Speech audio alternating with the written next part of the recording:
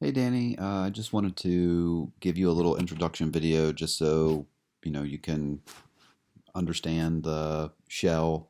I'm going to add to the Canvas core shell, so I'll enhance, uh, elaborate on some of the assignment descriptions just for clarity, and then I'll start to slowly add, the reading discussions for each week. So I was unsure if they were going to give us a Canvas shell for this practicum because it's just one person and it's a teaching practicum. But I thought, well, they gave us the Canvas shell, and if I teach the teaching practicum again, which I probably will, this will at least have a shell. So I'm going to slowly add to this shell and build it up over the next couple weeks. It just would be impossible for me to do that before this started. But I have week one set up, and week one is basically learning about threshold concepts, which is a big theory in writing studies research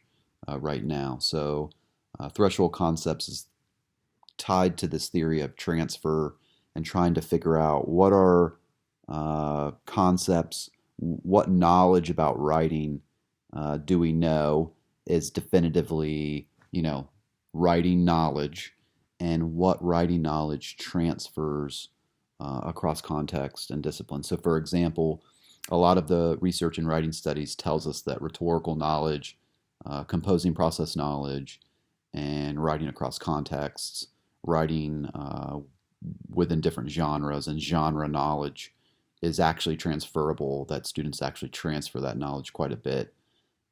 In fact, my composition program is built around transfer knowledge. So units for content are designed around transfer. So, for example, students have a rhetorical situation unit, they have a writing process unit, and they have a writing across context unit. And that's because we know that those particular knowledge sets transfer quite a bit, and they're very relevant and important.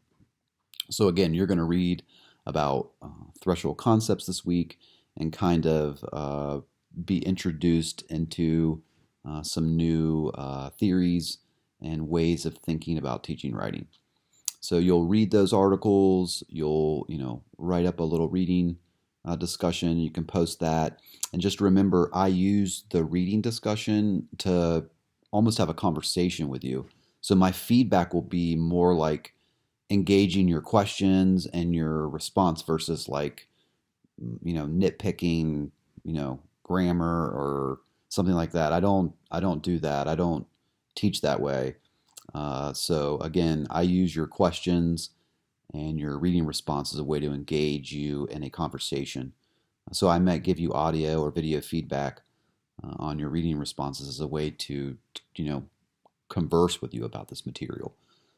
So my feedback is more about formative discussion as opposed to summative explanations. So I say that because I want you to really take your time with your questions. I always have students read something, and then what questions do you have about that reading that are sort of open ended. There may not be an answer. It's just a question that allows us to critically engage the readings in a deeper way. So just take your time with the questions, because again, I really use those to converse with you. I take that really seriously, and I want to have a conversation with you with these reading discussions versus just you reading, posting, and I just grade it. So think of it as again, back and forth with each other. And then you'll see that there are some other assignments and activities that we talked about. I didn't change anything from the time that we talked on Zoom. All of the things I told you that I was going to use for this course, I did. I didn't add anything new.